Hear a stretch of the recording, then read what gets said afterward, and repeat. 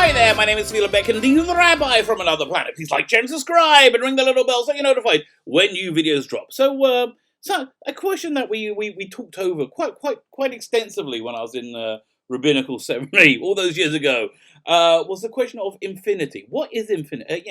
How can your mind conceive of infinity? And the truth is, I think a finite mind cannot really conceive of infinity. Because whenever you think of a space, your brain has to define it with some kind of boundary, right? When you say, and then what's outside that boundary? Your brain, I don't think can really process what infinity is. Because you're talking about God. God is an infinite being. So what does that actually mean? It kind of blows your mind a bit when you speak about it. But there are places where there are places in this world where we can experience something similar to the infinite. We can experience it like something never ending. One of those spaces is ideas. There's no end to ideas. You always keep having new ideas, and they will always keep going. As the humanity as a species, but also individual people, you never really run out of ideas. I don't really believe in the whole thing of writer's block. I think it's more. It's more other things that you're just tired, or you're not really a writer. Could be that. Or you're caught on some technical thing. But in terms of just having ideas are infinite. You know what else is infinite? The amount of stupid stuff, the amount of insanely stupid stuff the show media will write and do over Doctor Who season 12, The Timeless Children. So after spending quite a long time shilling for it, saying it's the greatest thing ever. Oh, we love it. It's so good. It's so stunning. It's so brave. They just went, oh, but wait a minute. Doesn't that make a few problems? Isn't there a few plot holes in that? And they were okay with the plot holes it made in the classic series because they have no freaking idea about the classic series. They have no idea what it is. They honestly, genuinely believe we've always thought those faces in Brain and Morbius were the Doctors. We've pre-Hartnell. And they don't know why we're all upset that they've injected infinite doctors now. One of the reasons is it just makes the Doctor a little bit more banal. It's cool when there's 13 of them, or 20 or 30, but when there's an unlimited amount that you cannot possibly know or catalogue, the character becomes just less interesting. It's just the bottom line. They have this idea that anybody can be the Doctor. Anybody, true, anybody can, but you can't be the Doctor. You can't. Anybody can be anything they want to be, but there's a price to that. You've got to pay that price. You've got to, you've got to make yourself into that person, which I think quite fairly Jodie Whittaker hasn't managed to do as yet. So anyway, speaking of the infinite, there's an article on Screen Rant going, wait a minute. We have a problem with canon, I think. I don't understand. Which we're going to read through any minute now. But before we get there, guys, can I ask you to hit the subscribe button? I'm getting close to 900 subscribers, which means I'm getting close to 1,000 subscribers. That's the next big goal. Hopefully I get there soonish. That'll be fantastic. I want to show you my appreciation. Go and check the video notes. There is a Doctor Who audio adventure you can download there, starring Nicholas Briggs as the Doctor. Also, we give stuff away each week on the channel. The stuff we're giving away is pretty darn good. This is Doctor Who, Carnival of Monsters. A really stonking great story. 2-disc special edition. Lots of great extras on it. All you need to do is subscribe to the channel. Subscribe, and then in the comments, leave the hashtag Miniscope. I will call it Miniscope. Okay, so let's look at this article. This shield-tastic article from Screen Rant, where they're suddenly faced with the results of their own idiocy.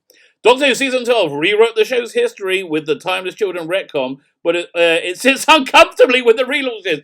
It also, you know what else it sits uncomfortably with? The classic series. You know what else? It sits very uncomfortably with the fans of Doctor Who. It sits very uncomfortably. But my position is the Timeless Children's retcon is so bad, is executed so poorly with so many plot holes. It didn't add mystery to Doctor Who. It, in fact, decanonized the 13th Doctor. It makes it so she's just not Doctor Who to me. Okay, it's a bit of a long article. I'm going to skip things probably because they just waffle on a bit. Doctor Who, the Timeless Children retcon put classic Doctor Who above 2005 relaunch. No, it didn't. And causes a major problem. Yes, it does. Doctor Who showrunner Christian Moore promised season 12 would change everything. Yeah, it changed Doctor Who from being really good to being really, really bad. Yeah. and we thought it was just like maybe they didn't put enough monsters or villains in season 11, but no, they packed out with monsters and aliens and excitement. It's still awful. It did change Doctor Who forever in making it shit. From going from fantastic to shit, and that's the scientific rating for it. The Doctor Who season 12 revealed that the Doctor isn't a Time Lord at all. Oh, nonsense. But rather the timeless child, being who potentially originates from another universe. Such a lazy idea. Another universe who has unlimited regenerations. So what, again? Why do they need the regenerations from the Time Lords? From Matt Smith? Don't ask questions. Just keep watching. Here's the shiny thing. She was discovered untold millennia ago by a Gallifreyan explorer that nobody heard of before, and became their base for the genetic code for the entire Time Lord race. After this strong, brave woman of science kidnapped and experimented on a child, relentlessly murdering it over and over and over again. Yeah, that's very inspiring. That is both stunning and brave. It's easily the biggest retcon since the Time was introduced in 1969. That was a retcon, idiot! In 19... No. Okay, there was no. Okay, I would say up until even the John Nathan Turner era, there was no canon. There was just this show we're doing, and there was no canon in the same way there's no like EastEnders canon or Coronation Street canon. It's a show we're doing, and then we're doing stuff. We can't do something that absolutely contradicts it. It's something that happened 2 weeks ago. There was no real, but they were kind of making it up as they went along. I think when JNT came in, by that time, when fandom had grown, there was canon. I think the first time you really got the first hint of like a fandom adhering to or needing a canon would be around the Deadly Assassin, when we were very unhappy with how they completely changed the way the Time Lord Society was presented. Now, for me, I don't think that was a break in canon, because I can see how the two things could live together. You have like the secretive Time Lord Society, and you have different strands of Time Lord Society. So I can see that. Timeless Children, no, it shows everything's wrong. It just doesn't make any sense. It's the bottom line. And has unlimited range. She's again, boring. And even reading the story is kind of boring. War Games, fine. The Doctor, fine. Blah blah blah blah blah. I might skip this bit. The Doctor's entire origin story was nothing but a lie, a falsehood constructed by the Time Lords. What? No, they just said we're going to meet our own people, and I think it fleshed things out. I don't think it contradicted anything. Did the War Games contradict anything that went before? They said he was in exile. No, War Games. He always talked about his people. In fact, when he talked about his people when we were back in the Hartnell era, when we met the meddling monk. That's what, the second season. So there's always been from a people. Oddly enough, though, it's somewhat underwhelming in the change in that it changes absolutely nothing about the Doctor's character. Yeah, it does. It changes a lot about the Doctor's character. It makes the Doctor more boring. That's really the bottom line. That's the bottom line. Yeah. Well, after all said and done, after let's say you have this fight, you're able to shove it down the throat of the fan, of the audience. Let's say you win that battle. Okay, let's just say you do it. What's going to happen next? What does that victory look like? That victory looks like a diminished and much smaller, dwindling Doctor Who, which doesn't have much popular support at all. It looks like how it's been publicly received in the season 11 and 12, which has been the ratings falling off a cliff. Yeah, you can get your victory. Your victory is in the destruction of Doctor Who. That's why people are like digging the heels and saying, I am not accepting. Most people are just like, I want to forget about it. I just want to forget the Timeless Children. Let's pretend it never happened. But that's why fandoms, they say, no, the Timeless Children is bull crap. And all these, the proponents of say, it's canon now, there's nothing you can do about it. How'd you like that? Does that scare you, patriarch? No, you guys are just idiots. You just made the show boring. That's really the bottom line. It makes the character not that interesting. Changes. No. The Doctor Who season 12 finale even seemed to admit as much, in that the key scene where Jodie Whittaker consulted with Joe Martin's mystery doctor inside the Matrix. Have you ever been limited by who you were before? What does that even mean? Yeah, I'm limited by who I am. I am not a, Yeah, the Doctor. Yeah, a Doctor is a Doctor limited that she cannot become an albatross at will. Are you limited? Oh, I don't know. Maybe she could become a dolphin. How about that? If she can't, that seems like a bit of a limitation. I just wish Sylvester McCoy's Doctor was on hand to like talk down these idiots. Yeah, like you ever seen Ghostlight? The way he talks down, like that's kind of the speech we need here now. Gentlemen asked the Doctor before the Doctor found strength of will to break out of the Matrix by deciding her newly revealed backstory wasn't really all that important anyway. Yeah, that whole thing of breaking out also didn't make any sense. Okay, the Matrix is a computer landscape which contains the life experiences of the entire race of Time Lords. Every Time Lord ever died, millions of Time Lords, times 12. Okay, so then she goes, well, I'm just going to bring up all my memories, which is going to, strangely enough, also include the Morbius memory. I wonder what that's talking about. I'm going to try and bring up all my memories, and that's going to short out the Matrix. How? How? Okay, if the Matrix is built to hold millions upon millions of Time Lords, how is one? How is one that has no access to these infinite regenerations that you just stated? How is that going to overload the Matrix? It's not. It's not. It was dumb. It was stupid. It was a Chris Chibnall script. Yeah, that's basically where we are. But there are other issues, ones that run to the core of Doctor Who itself. Yes, I know. Yes, Scream around. This is kind of what we've been telling you. We've been telling you this. Run Doctor itself. The time to start retcon has an uneasy relationship with the show's past, and it points to problems that ahead Doctor Who beyond season 13. What was it? Ahead in Doctor Who season 13 and beyond. Yeah, the problem it points to is this is going to cause the audience to walk away. It is causing the audience to walk away. Again, you see the massive thirst, the need for Doctor Who. You see the complete disinterest in this Doctor Who. You're never, ever going to get that audience. You want to get something close to the audience? Go and get Big Finish's Donna Noble set. The BBC should just make that. That would bring in ratings of 8 to 9 million. Easily. You know why? Because it's fun. It's joyous. It's not dour. It's not preaching. It doesn't have that phase in it. Jodie Whittaker has wasn't like this at the beginning, but she's like Pavlov. She made me like recoil every time I see her face. I'm like, ugh. Okay, fine. Christian is an old school Doctor Who fan. Yeah, but I don't understand. As a teenager, he represented Doctor Breach of Tatum. But yeah, it's okay. We're talking about how he reamed out Pip and Jane Baker for doing boring plots. Really, Chibs? That didn't age well, did it? It's easy to forget the classic Doctor Who was itself quite inconsistent. No, it's not easy to forget because if you're a fan of Doctor Who, it's not easy to forget because I know, yes, there are inconsistencies, unit dating, Mordred and Dead, yes, but these are things that don't go to the very core of what Doctor Who is. Let's see what they pull out. The first and second Doctors both claimed to have invented the TARDIS, for example. Yeah, exactly, and we still don't know that they haven't. Where later in Carnival said they just stole a bat in Type 40. Why did the two things contradict each other? Why could he have not invented the TARDIS? They make, somebody invents a car, right? They invent a car, and the cars go into production, and then 20 years later, they steal a car.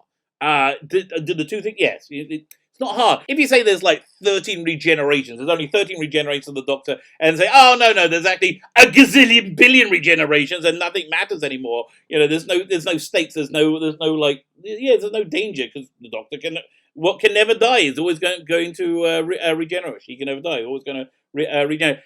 That's a bit of a bigger deal, than saying, ooh, how has that happened in 1977 and 1983? So, ooh, I don't. Yeah, no, that's a bigger deal. Okay, one's a small problem. One's a problem that fundamentally derails the show. In Tom Baker's story, one saw the brain of Morbius. Yes, somebody told them about the brain of Morbius. Please, why did they tell them about the brain of Morbius? Blah blah blah blah blah. Morbius. Okay, so talking about how at the time they were trying to intimate there were Doctors before before Hartnell. Again, it was just kind of a throwaway thing. This wasn't like a mystery they set up that was eventually answered 20 years later. No, it was a throwaway thing. The best theory I've had for it was in was it the Discontinuity Guide by Paul Cornell, amazingly, in which they postulate the theory that they were phantom Doctors that the Tom Baker's Doctor created to throw off Morbius, thus winning the mind-bending tournament, which fits exactly with everything we saw. If you want, you can also say it's the Morbius Doctors, but they were just throwing that in as a bit of fun. That wasn't like was it the canon changing? Again, there wasn't really such a thing as canon back then. It was just story. And then talking about so then in Truth and Time, nobody imagined Doctor would last long enough to deal with regeneration cap. Yeah, maybe. Moving on to Sylvester McCoy's era, editor Andrew Cartmel became keen to restore an element of mystery to Doctor and began hinting he was more than just a time. Yes, exactly. But again, everything was executed so much better than this utter awfulness. All these issues and anomalies are easily absorbed into the time stream. No, they're not. No, I can understand if you're utterly ignorant of Doctor Who, you may think that. But saying that just demonstrates your utter ignorance.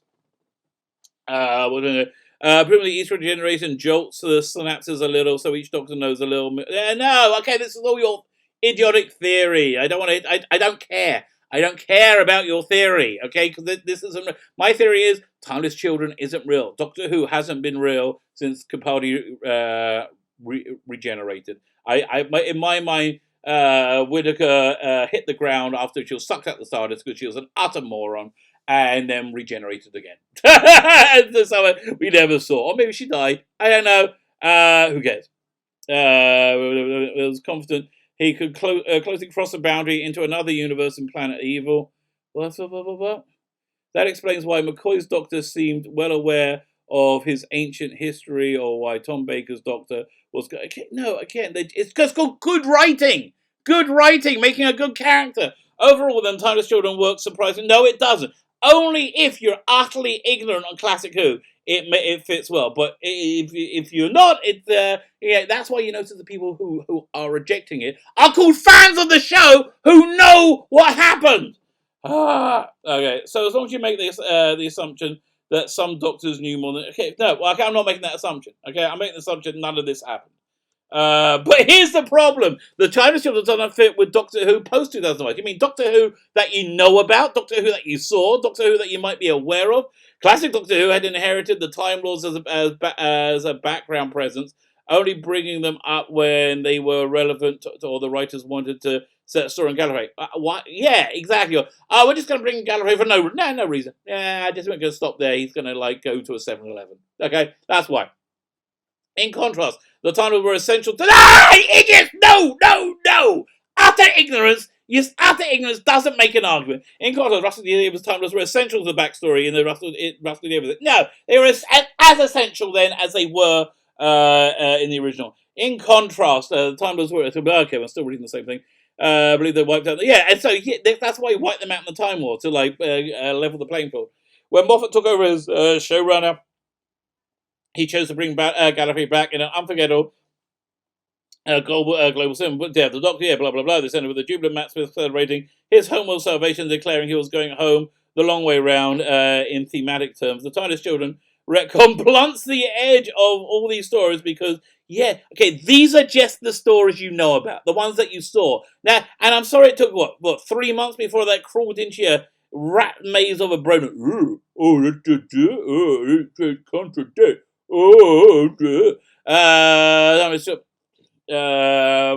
Retcon because the Time Lords were not the Doctor's people at all. They were the ones who tortured him to death repeatedly and deceived him into thinking he was one of them. They carry a strange sense of emotional dissonance now. This becomes particularly pronounced when fans look at Matt Smith's regeneration story at the time of the Doctor, which saw the Doctor come to the end of his lives, meaning that his next death would be permanent. Fortunately, Clara also persuaded the Time Lords to intervene and gifted him with a whole new regeneration lifestyle. Yes, okay. Well, you're saying this also contradicts, yes, because Chibnall's an idiot who can't write anything. Meanwhile, another major subplot story which saw been building since Davies' tenure as showrunner was the significance of the Doctor's real name, a secret name known only to River Song. This appeared in his Time Lord name, meaning the timeless retcon itself. It is just a lie. Yeah, exactly. Oh, God, how much more of this stupidity? Okay, we're 3 paragraphs away. Oh, God, it's just agony, isn't it? As little as many Doctor Who fans may like to admit it, the show has always had a continuity. We're fine with that. We're fine, but we're able to retcon. What do we mean about retcons? Yeah, no one has a problem with that. No one who understands and knows Doctor Who has any problem with that. Even the origin stories of Daleks has been told twice, actually three times, if you count the comic book, which is also different. It was the Dalek Chronicles, told twice. See, you're utter ignorance. Like, why are you writing about things you have no freaking idea about? It's breathtaking, in ways that are difficult to reconcile. While the Dalek homeworld of Skara has been destroyed multiple times, but the Timeless Child is easily the most sweeping change in Doctor Who lore since 1969. Yes, and the shittest one as well. What's more, Chibnall is sure to build upon this, revealing that where the Doctor really comes from, with means the lore will change even more. The danger is that Chibnall will alienate fans. Too late. He's alienated the fans. Of the Davis and Moffat era. Yeah, he's alienating the fans of the Davis era, the Moffat era, and the classic era. In fact, he's alienating what we call Doctor Who fans. The people who he hasn't alienated yet are the insane blue checkmark Twitterati who will go, "Oh, it's so stunning, it's so brave. Oh, let me eat, let me drink your sweet your sweet fanboy tears, your sweet white male patriarchal. Oh yeah. Those people, they love it. Those evil stupid people, they love it. People who like Doctor Who, not so much. So who are you trying to please? I wonder. The problem is even worse that, however, because the Timeless Child retcon serves as a disturbing symbol of Chibnall's mistake as a storyteller. Well, that's it. He is a lover of the classic series, and as a result, the Timeless Child retcons fit perfectly with it. It doesn't. It's just you don't know what you're talking about, and you're a gibbering idiot. He's telling the stories he dreamed up as a child. Well, he should have kept them to himself, really. But the thing is, and he's not dreaming outside. Nobody sits dreaming around inside and say, "Oh, how can I virtue signal so everybody thinks I'm the best person ever?" Nobody does that. That doesn't happen.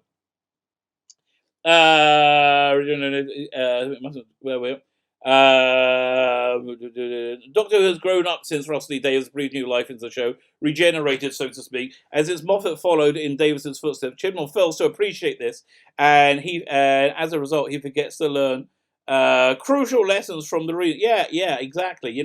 I realized this while watching Eklund series. They made a lot of the same mistakes as Series 11, a lot of the same mistakes, but at least they weren't so mind-numbingly disingenuous, and they had Russell T Davies being a fantastic writer at the core. But they made a lot of similar mistakes. Why? Because they threw out everything. Everything they learned, they threw out because they were arrogant. They knew everything, right? They were the ones who just knew everything. He's written and commissioned scripts that feel like old school Doctor Who. No, they don't. Old school Doctor Who was never that preachy, dour, and boring. I'm sorry. He's both written and commissioned old school Doctor Who that could be broken down into multi-part stories with ease. Who cares? And they have a far slower pace than the energetic series. Yeah, it's no. He's not trying to emulate the original series. He's just bad at writing. That's all it is. That's not trying. No, this is the best he can do. Chibnall's even forgotten the importance of companions, who should act as a lens through which the audience views the Doctor. Yeah. We look at the Doctor like she's a moron because that's how you portray a Chibnall. That's just the bottom line. We didn't have Doctor. All the biggest retcons, revelations, even discovery of Joe Martin's character as a Doctor happened without a companion insight. That's very true. In the 1980s, Doctor Who, Chisholm complained Doctor Who had lost its way. Yes, he did, live on TV. Hey, are you regretting that now? Ask you, I want you, Chibs, do you like YouTube? Do you like the platform it gives people to say the work you're doing is shit? Do you like that? Oh, really? You're not enjoying it, are you? On behalf of Pip and Jane Baker and John Nathan Turner, can I just say how much I'm enjoying doing what you did to them? If I only wish you had the balls that they had and you could be in the same room as me, and I could ask you these questions right to your face. He was sadly right. The Colin Baker era, which had made that statement, was hardly the show's the best period of the show's history. Yeah, and again, I'm convinced that is down to the breaking up of the relationship between Eric Saywood and John Nathan Turner. Saywood, who was in charge of the creative side of the show, just didn't give a shit by the time he got to Trial of the Time Lord. And like he as you can see when he walked off and he gave that like stinking interview. So it's frankly odd It's frankly rather odd that he has made the same mistake as showrunners back then, and his Doctor Who has lost its way. The Timeless Children retcon, unfortunately, is a testament to this fact. Yeah, cheers, mate. I just don't get it. I just like, why are you banging your head against it? Why are you sticking with this? I mean, like, I don't know why you're sticking. If I was you, like, it's going to be the least embarrassing option you have right now in front of you. The least embarrassing option is to resign and leave in shame and let somebody take over.